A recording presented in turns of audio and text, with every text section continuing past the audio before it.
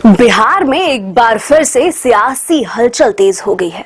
चिराग पासवान उतरेंगे विधानसभा चुनाव में।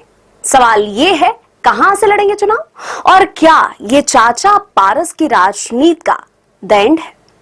लोक जनशक्ति पार्टी के अध्यक्ष और मोदी सरकार में मंत्री चिराग पासवान ने बिहार की विधानसभा में उतरने का फैसला कर लिया है।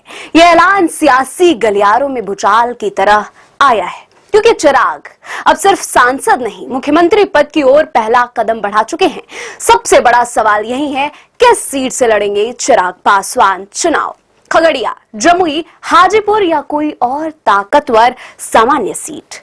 इशारा मिला है चिराग के बहनोई अरुण भारती से, जिन्होंने एक्स पर पोस्ट करते हुए कहा कि जब नेता पूरे बिहार का है तो सीट का दायरा क्यों सीमित हो।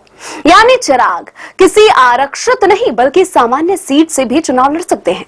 इसका मतलब ये भी निकाला जा रहा है कि चिराग अपने चाचा पशुपति पारस की बची खुची राजनीतिक जमीन पर आखिरी वार करने की तैयारी में है। रामविलास पासवान के सियासी विरासत को चिराग अब पूरी तरह अपने कब्जे में लेना चाहते हैं। हाजीपुर वो जगह है जहां रामविलास 8 बार से लोकसभा चुनाव जीत चुके थे।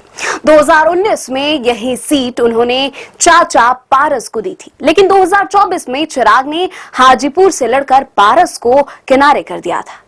अगर अब विधानसभा चुनाव में चिराग हाजीपुर या खगड़िया की किसी सामान्य सीट पर उतरते हैं तो ये एक सिर्फ चुनाव नहीं, एक आम शक्ति प्रदर्शन होगा। क्या बिहार की राजनीति में एक नई शुरुआत हो रही है? क्या चिराग पासवान अब सिर्फ मोदी के हनुमान नहीं, बिहार के भावी नेता बनने की ओर आगे बढ़ रहे हैं?